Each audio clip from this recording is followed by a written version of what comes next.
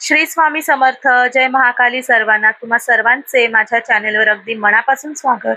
तुम्हा सर्वांची छान मनोकामना स्वामी महाराज लवकरात लवकर पूर्ण करो ही स्वामी महाराजांच्या चरणी मी प्रार्थना करते आणि आपल्या नवीन माहितीच्या व्हिडिओला सुरुवात करते. श्रावण महिना हा अत्यंत पवित्र असा महिना आहे. श्रावण महिना हा सर्व पूर्णपणे हा महादेवांना शिवांना समर्पित असा असतो. श्रावण महिन्यामध्ये शिवामूठ व्रत हे देखील सर्वजण करत असतात. जेव्हा प्रत्येक सोमवारी म्हणजे श्रावणी सोमवारी आपल्याला वेगवेगळे धान्य हे शिवामूठ म्हणून आपल्याला शिवलिंगावरती अर्पण करायचे असतात. यंदा श्रावणी सोमवार हे 4 आलेले आहेत, कधी कधी 5 येतात, परंतु आपल्याला ह्यावेळी 4 श्रावणी सोमवार आलेले आहेत. पहिल्या श्रावणी सोमवारी आपल्याला तांदूळ शिवमूठ वाहायची आहे. दुसऱ्या श्रावणी सोमवारी आपल्याला तीळ वाहायचे आहेत. तिसऱ्या श्रावणी सोमवारी आपल्याला मूग वाहायचे आहे आणि चौथा आणि शेवटचा श्रावणी सोमवार आहे त्या दिवशी आपल्याला जव वाहायचे आहेत. तर आपल्याला शिवामूठ हे कशा प्रकारे व्हायची आहे, त्याची पूर्ण विधी पूजा विधी काय आहे, हे सर्व इन डिटेल व्हिडिओ मी आपल्या या चॅनलवर अगोदरच शेअर केलेला आहे. माझ्या चॅनलवर जाऊन तुम्ही चॅनल लिस्टमध्ये तो व्हिडिओ सर्च करून पाहू शकता, जेणेकरून तुम्हाला शिवामूठ ही कशी वाहायची असते, त्याचबरोबर शिवामूठ वाहताना आपल्याला कोणते मंत्र म्हणायचे आहेत, त्याची पूजा विधी काय आहे हे तुम्हाला तो व्हिडिओ पाहून नक्की कळेल. म्हणून या चॅनलला विजिट करा आणि त्या ठिकाणी शिवामूठ आपल्याला कशा प्रकारे वाहायची असते आणि 2 पद्धती मी त्या ठिकाणी तुम्हाला सांगितलेल्या आहेत, त्या पद्धती देखील जाणून घ्या. तर आपल्याला दुसऱ्या श्रावण सोमवारी तिळाचा आपल्याला शिवामूठ वाहायची असते. आता शिवामूठ ही प्रत्येक जण वाहू शकतो, अगदी स्त्री पुरुष लहान मुलं वयोवृद्ध अगदी कुणीही शिवामूठ वाहू शकते. आपल्याला दुसऱ्या श्रावणी सोमवारी आपल्याला 21 तिळांचा उपाय करायचा आहे. आता हा उपाय कसा करायचा आहे, कशा प्रकारे करायचा आहे, कधी करायचा आहे, हा उपाय केल्याने काय होणार आहे, हे सर्व इन डिटेल माहिती आपण आजच्या या व्हिडिओमध्ये पाहणार आहोत. म्हणून व्हिडिओ अगदी शेवटपर्यंत पहा, मध्येच स्किप करू नका, जेणेकरून तुम्हाला दुसऱ्या श्रावणी सोमवारी तिळाचा हा अत्यंत प्रभावी असा उपाय कशा प्रकारे करायचा आहे आणि ह्याचे तुम्हाला कशा प्रकारे लाभ होणार आहेत हे तुम्हाला नक्की कळून जाईल. तत्पूर्वी तुम्ही जर आपल्या या चॅनलवर नवीन असाल तर आपल्या चॅनलला सबस्क्राईब करायला देखील विसरू नका. त्याचबरोबर आपले नवनवीन माहितीचे व्हिडिओज मी जेव्हा केव्हा अपलोड करेन तेव्हा तुमच्यापर्यंत सर्वात प्रथम येतील. म्हणून बाजूला जे बेल आयकॉन आहे ते देखील प्रेस करायला क्लिक करायला विसरू नका. तर श्रावणामध्ये दुसऱ्या श्रावणी सोमवारी आपल्याला पांढरे तीळ अर्पण करायचे असतात. आपल्याला कधीही शिवलिंगावरती पांढऱ्या रंगाचेच तीळ अर्पण करायचे असतात. बघा, तिळाचे 2 प्रकार आहेत, एक काळं तीळ आणि दुसरं पांढरे तीळ, परंतु शिवामूठ म्हणून आपण शिवलिंगावरती पांढरे तीळच अर्पण करायचे आहे. आता शिवामूठ ही अर्पण करणे अत्यंत प्रभावी असा हा श्रावण महिन्यातील व्रत आहे. तर दुसऱ्या सोमवारी आहे पांढरे तीळ. बघा, पांढऱ्या तिळांचा उपयोग ह्या बऱ्याचशा गोष्टींमध्ये केला जातो. आपल्या घरामध्ये आपण सेवा करतो महालक्ष्मीची, तेव्हा देखील लक्ष्मी प्राप्तीसाठी देखील आपण पांढऱ्या तिळांचा वापर करतो. तर महादेवासाठी आपण हा उपाय करायचा आहे आणि आपण सोमवारी अगदी दिवसभरामध्ये कधीही हा उपाय करू शकतो. परंतु शक्यतो आपल्याला जमेल तर आपण पहाटे म्हणजे सकाळी 9:30 पर्यंत आपण हा उपाय केला तर अतिउत्तम आहे. किंवा मग जेव्हा महादेवाची प्रदोष काळी पूजा करतात त्या प्रदोष काळी पूजेला देखील अनन्यसाधारण असे महत्त्व असते. म्हणून आपण संध्याकाळी प्रदोष काळामध्ये देखील हे उपाय करू शकतो. परंतु आता आपण सर्वजण बिझी असतो, ऑफिसला जातो, वर्किंग वुमन्स आहेत, तर त्यांना सकाळी किंवा प्रदोष काळामध्ये पूजा करणे हे उपाय करणे शक्य नसेल तर काही हरकत नाही. सोमवारच्या पूर्ण दिवसभरामध्ये तुम्ही हा उपाय तुमच्या वेळेनुसार तुमच्या ॲडजस्टमेंटने तुम्ही हा उपाय करू शकता. दुसऱ्या श्रावणी सोमवारी आपल्याला 21 तिळांचा उपाय करायचा आहे.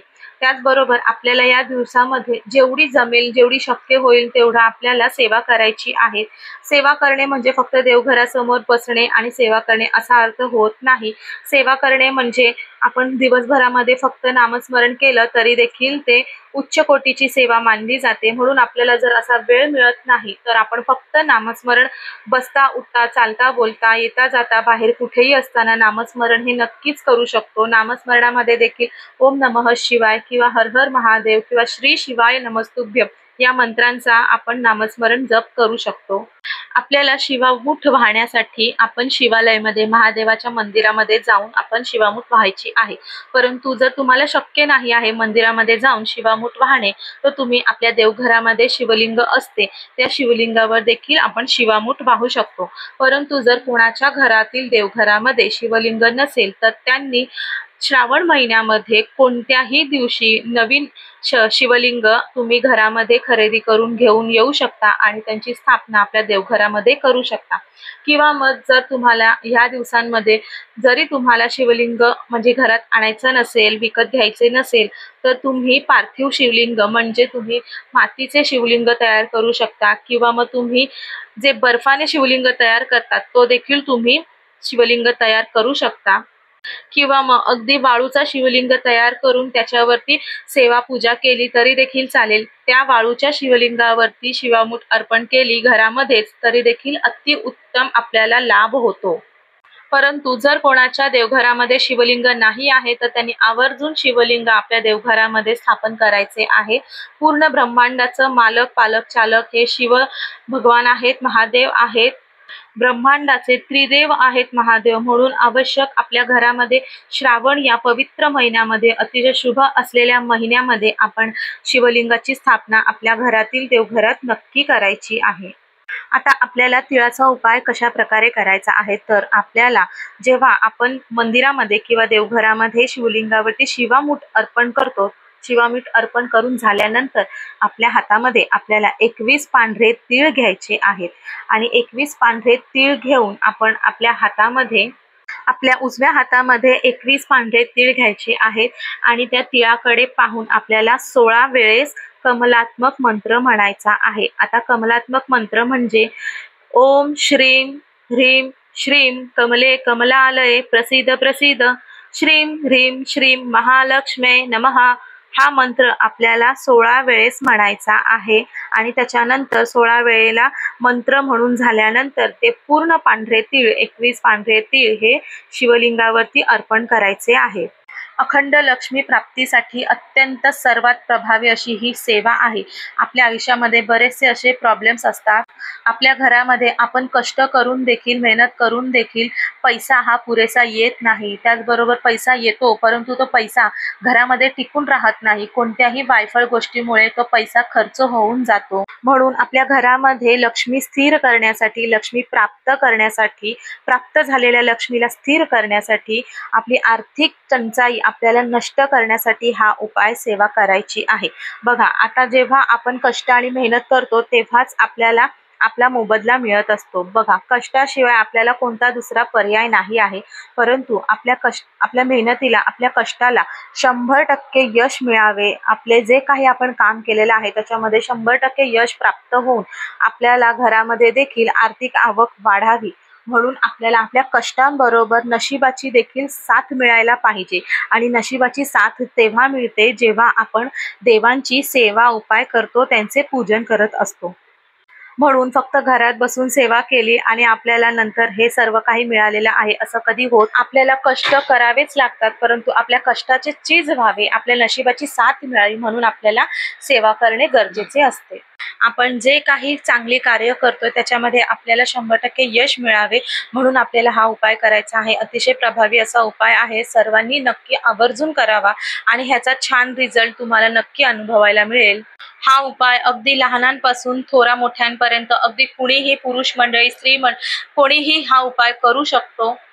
तर आजची ही माहिती तुम्हाला आवडली असेल तर आपल्या या माहितीला जास्तीत जास्त शेअर करा. त्याचबरोबर लाईक करा. कमेंटमध्ये श्री स्वामी समर्थ, हर हर महादेव लिहायला विसरू नका. त्याचबरोबर तुम्ही नवीन असाल तर चॅनलला सबस्क्राईब करायला देखील विसरू नका. पुन्हा भेटू अशाच एका नवीन माहितीच्या व्हिडिओ सोबत. तोपर्यंत सर्वांना श्री स्वामी समर्थ. हर हर महादेव.